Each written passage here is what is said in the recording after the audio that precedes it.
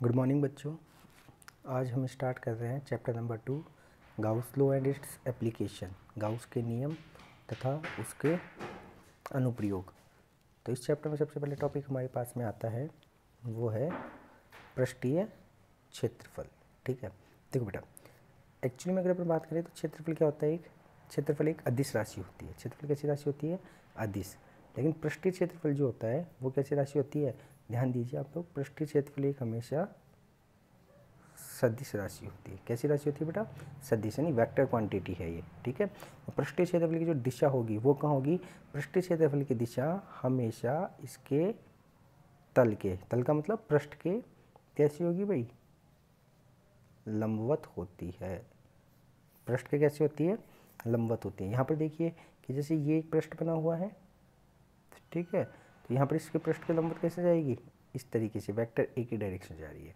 ठीक है, तो ये पृष्ठीय क्षेत्रफल जो होगा वो हमेशा एक सदिश राशि होगी, और ये राशि हमेशा कहाँ जाएगी? पृष्ठ के लंबवत जाएगी। क्लियर है? तो ये पृष्ठीय क्षेत्रफल आपको ध्यान रखना है। पृष्ठीय क्षेत्रफल हमेशा क्या होता है? किसी भी तल के लंबवत होता है। मान लीजिए मैं इस पृष्ठ को इस तरीके से कर दूँ, ठीक है, मान लीजिए ये पृष्ठ कैसा है? इस तरीके से है, तो अब जो इसकी डायरेक्शन होगी, पृष्ठीय क्षेत्रफल की जो डायरेक्शन होगी उसके तल के लंबवत, तल के लंबवत मतलब इस तरीके से जाएगी, तो वेक्टर ए की जो डायरेक्शन होगी वो इस तरफ हो जाएगी। क्लियर है? तो आई होप डेट कि जो है ये है पृष्ठीय क्षेत्रफल जो है वो आपको क्लियर हो गया होगा। नेक्स्ट टॉपिक बेटा हमारे पास में आता है विद्युत फ्लक्स। ठीक है, इलेक्ट्रिक फ्लक्स। विद्युत फ्लक्स क्या होता है? देखिए कि किसी भी पृष्ठ के तल के लंबवत गुजरने वाली कुल बल रेखाओं की संख्या। क्या कह रहा है ये? कि किसी भी पृष्ठ के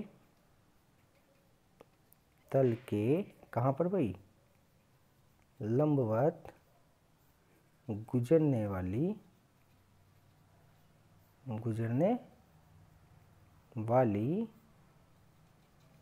कुल किसकी संख्या भाई? विद्युत बल रेखाओं की संख्या। ये क्या कहलाएगा बेटा? ये कहलाएगा हमारा विद्युत फ्लक्स कहलाता है। क्लियर है ये चीज़? किसी भी पृष्ठ, देखो यहाँ पर आप थोड़ा सा ध्यान दीजिए कि ये क्या है बेटा? एक पृष्ठ है, ठीक है, और ये जो है यहाँ से समांतर जो लाइनें जा रही है ये वाली, ये क्या है? एक समान विद्युत क्षेत्र, यानी कि ये वेक्टर ई है। ठीक है, तो ये इस पृष्ठ से जितनी बल रेखाएं निकल रही हैं, इन बल रेखाओं की संख्या क्या कहलाएगी? विद्युत फ्लक्स कहलाएगी। इन बल रेखाओं की संख्या क्या कहलाएगी? विद्युत फ्लक्स कहलाएगी। क्लियर है? तो यहाँ पर देखिए यहाँ पर आप देखिए कि ये जो विद्युत बल रेखाएं हैं, विद्युत बल रेखाएं कौन सी है? Vector E. अरे विद्युत बल रेखाएं कौन सी भैया? ये जो विद्युत बल रेखा, ये जो रेखाएं हैं ये क्या है? Vector E. और हमने अभी भी पढ़ा था कि जो पृष्ठ होता है, ठीक है, उस पृष्ठ का एक पृष्ठीय क्षेत्रफल होता है जो हमेशा उसके कहाँ होता है? लंबवत। तो ये पृष्ठीय क्षेत्रफल हो गया इसके वेक्टर ए क्या? लंबवत। तो वेक्टर ए जो है वो विद्युत बल रेखाओं के साथ, देखिए ये विद्युत बल रेखाएं हैं, ठीक है, ये जो ग्रीन है वो क्या है? विद्युत बल रेखाएं। और ये मैंने ये जो पिंक सॉरी ऑरेंज कलर जो मैंने किया है, ये है मेरा कौन? पृष्ठीय क्षेत्रफल की डायरेक्शन। तो ये दोनों आपस में एक दूसरे के साथ कितना एंगल बना रहे हैं भाई? थीटा एंगल बना रहे हैं। कितना एंगल बना रहे हैं? थीटा। तो वेक्टर ए का विद्युत क्षेत्र की डायरेक्शन में क्या हो जाएगा कंपोनेंट? ये हो जाएगा क्या? ए कॉस थीटा। और विद्युत फ्लक्स कैसी राशि है? संख्या। आप ध्यान दीजिए, संख्या हमेशा कैसी राशि होती है? संख्या एक हमेशा अदिश राशि होती है। संख्या कैसी राशि होती है भाई? अदिश राशि होती है। क्लियर है? तो यहाँ से अगर अपन वेक्टर ई की अगर अपन बात करें, किसकी बात करें भाई? वेक्टर ई की अगर अपन बात करें, वेक्टर ई की अगर अपन बात करें बेटा, वेक्टर ई क्या होगा? देखिए भाई, बल रेखाओं की संख्या, ठीक है, और विद्युत फ्लक्स कैसी राशि है? विद्युत फ्लक्स एक हमारे पास अदिश राशि है। कैसी राशि है? अदिश राशि। तो अदिश राशि है तो vector E dot vector A, ठीक है, तो फाई इज इक्वल टू कितना हो जाएगा भाई? ई ए कॉस थीटा। ये हमारे पास क्या हो जाएगा? विद्युत फ्लक्स हो जाएगा। क्लियर है? अब अगर अपन इसके मात्रक की बात करें तो सबसे पहले अपन मात्रक लेंगे किसका? देखिए आप, मात्रक पहले लेंगे ई का। तो ई का मात्रक क्या होता है? हमने पढ़ा हुआ है, ई मतलब विद्युत क्षेत्र, विद्युत क्षेत्र बराबर क्या होता है? एफ अपॉन क्यू होता है। तो मतलब इसका मात्रक क्या हो गया? Newton upon coulomb. और ए का मतलब क्या है? ए का मतलब है क्षेत्रफल, तो क्षेत्रफल का मात्रक क्या होता है? Metre square. तो इसका मात्रक क्या हो गया? Newton metre square upon coulomb हो गया। अब यहाँ पर हम इसकी कैलकुलेट करेंगे क्या बेटा? यहाँ पर हम इसकी कैलकुलेट करेंगे वीमा, वीमा मतलब डायमेंशन, ठीक है।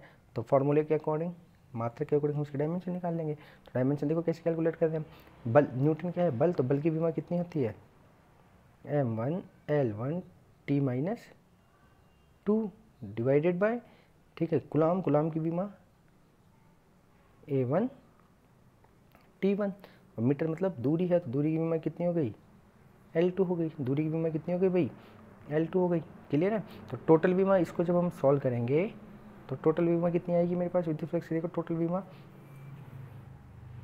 विद्युत फ्लक्स की टोटल बीमा कितनी आएगी बेटा, विद्युत फ्लक्स की टोटल बीमा आ जाएगी मेरे पास M1 L1 और 2 कितना हो गया टोटल L3 T, ये 1 ऊपर जाके किसका हो जाएगा माइनस का हो जाएगा, तो T किसका भैया -3 और A किसका बेटा -1, तो टोटल बीमा कितनी आ जाएगी M1 L3 T -3 A -1, ये विद्युत फ्लक्स की क्या हो गई बीमा हो गई। तो विद्युत फ्लक्स हो गया, क्या होता है विद्युत फ्लक्स, एकांक पृष्ठ से गुजरने वाली कुल विद्युत बल रेखाओं की संख्या, और ये कैसी राशि है अदिश राशि है, क्लियर है ये चीज़, ठीक है। नेक्स्ट टॉपिक आता है बेटा हमारे पास में गाउस का नियम, ठीक है। गाउस का नियम क्या कहता है, देखिए कि किसी भी बद्ध पृष्ठ में, ये क्या है बेटा कोई बद्ध पृष्ठ, पृष्ठ मतलब जिसका हम क्या याद कर सकते हैं क्षेत्रफल याद कर सकते हैं, मान लीजिए इसका क्षेत्रफल कितना है S है, ठीक है, कि किसी भी बद्ध पृष्ठ में उपस्थित, किसी भी बद्ध पृष्ठ से निकलने वाला कुल विद्युत फ्लक्स, कुल विद्युत फ्लक्स का मतलब निकलने वाली कुल विद्युत बल रेखाओं की संख्या, ठीक है, कि किसी भी बद्ध पृष्ठ से निकलने वाला कुल विद्युत फ्लक्स फाई उस पृष्ठ में उपस्थित कुल आवेशों के योग, मतलब मान लो इसमें कितने आवेश हैं कुल Q1 Q2 and so on Qn आवेश है, ठीक है, Q1 Q2 and so on Qn आवेश है। तो किसी भी बद्ध पृष्ठ से निकलने वाली कुल विद्युत बल रेखाओं की संख्या, विद्युत बल रेखाओं की संख्या का मतलब फ्लक्स किसके इक्वल होगा भाई, ये होगा कुल आवेशों के योग, तो कुल आवेशों का योग कितना हो गया Qn तथा अपॉन एप्सिलॉन नॉट के क्या होता है भाई इक्वल होता है, Q1 plus Q2 plus and so on Qn upon epsilon not के इक्वल होता है, कि किसी भी गाउस का नियम कहता है किसी भी बद्ध पृष्ठ से निकलने वाली कुल बल रेखाओं की संख्या यानी कि फाई उस पृष्ठ में उपस्थित ध्यान रखना है, वो ये पृष्ठ के अंदर होने चाहिए, कि पृष्ठ में उपस्थित आवेशों के योग, पृष्ठ में कौन कौन आवेश है Q1 है Q2 है एंड सो ऑन Qn आवेश है उनके, तथा अपॉन एप्सिलॉन नॉट के इक्वल होता है। तो यहाँ से हम इसको इस तरीके से भी लिख सकते हैं क्या, कि phi is equal to the, देखो Q जो है टोटल हो रहा है, तो टोटल ऑफ क्या कुल योग को क्या लिख देंगे समेशन ऑफ Q भाई जितने भी आवेश हैं वो डिवाइडेड बाय क्या बेटा एप्सिलॉन नॉट, ठीक है।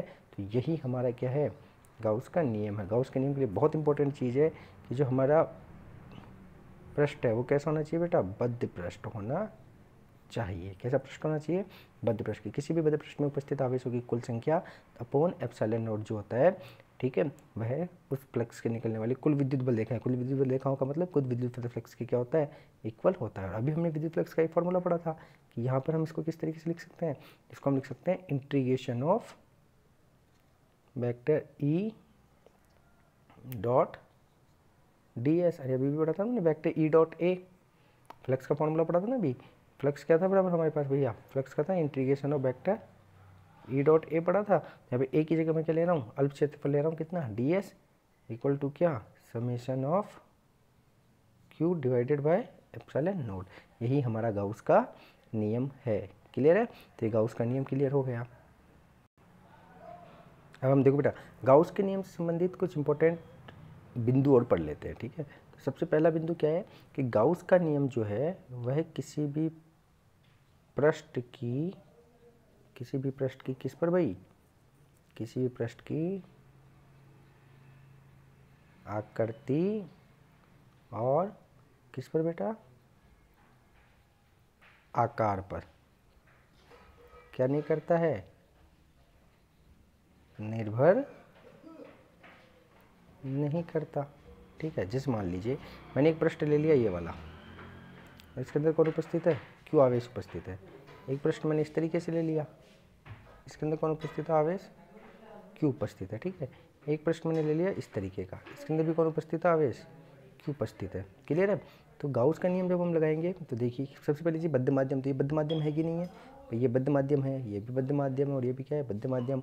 दूसरी चीज़ इनके अंदर आवेश होना चाहिए, तो इनके अंदर आवेश भी उपस्थित है, तो यहाँ पर जो फ्लक्स का मान होगा वो क्या हो जाएगा भाई गाउस के नियम से phi equal to Q upon epsilon naught. यहाँ पर भी फाई इक्वल टू कितना हो जाएगा, पृष्ठ के अंदर कितना आवेश है, क्यू अपॉन एप्सिलॉन नॉट। यहाँ पर भी क्या हो जाएगा, क्यू अपॉन एप्सिलॉन नॉट। तो यानी कि पृष्ठ की आकृति और उसके आकार पर यह निर्भर नहीं करता है। तो ये गाउस के नियम का कौन सा पॉइंट हो गया, फर्स्ट पॉइंट हो गया है। क्लियर है। देखो बेटा, गाउस के नियम का जो सेकंड महत्वपूर्ण बिंदु है वो क्या है कि गाउस का नियम जो है वह क्या, कि उस पृष्ठ के अंदर किस पर भैया, आवेश की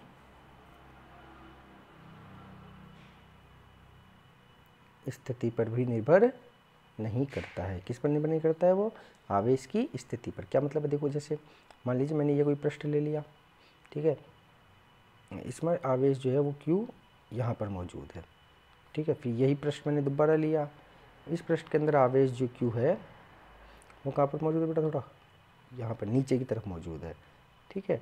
फिर मैंने एक और पृष्ठ ले लिया, क्लियर है, और इसके अंदर जो आवेश है वो थोड़ा यहाँ टॉप पर मौजूद है। कहाँ पर मौजूद है, टॉप पर मौजूद है, क्लियर है। तो यहाँ पर क्या हो रहा है, देखिए यहाँ पर जो फाई का मान होगा वो कितना होगा, पृष्ठ के अंदर उपस्थित आवेश कितना है, क्यू अपॉन कितना, एप्सिलॉन नॉट। यहाँ पर फाई का मान कितना होगा बेटा, पृष्ठ के अंदर उपस्थित आवेश कौन है, क्यू अपॉन कितना, एप्सिलॉन नॉट। यहाँ पर पृष्ठ के अंदर आवेश कितना है, यहाँ पर पृष्ठ के अंदर आवेश है क्यू अपॉन कितना, एप्सिलॉन नॉट। गाउस का नियम इस बात पर निर्भर नहीं करता है कि ये आवेश की स्थिति क्या है, कि यहाँ पर नीचे है, यहाँ पर नीचे है, यहाँ पर ऊपर, इससे कोई मतलब नहीं है। आवेश बस केवल क्या होना चाहिए, बंद पृष्ठ के अंदर होना चाहिए। देखिए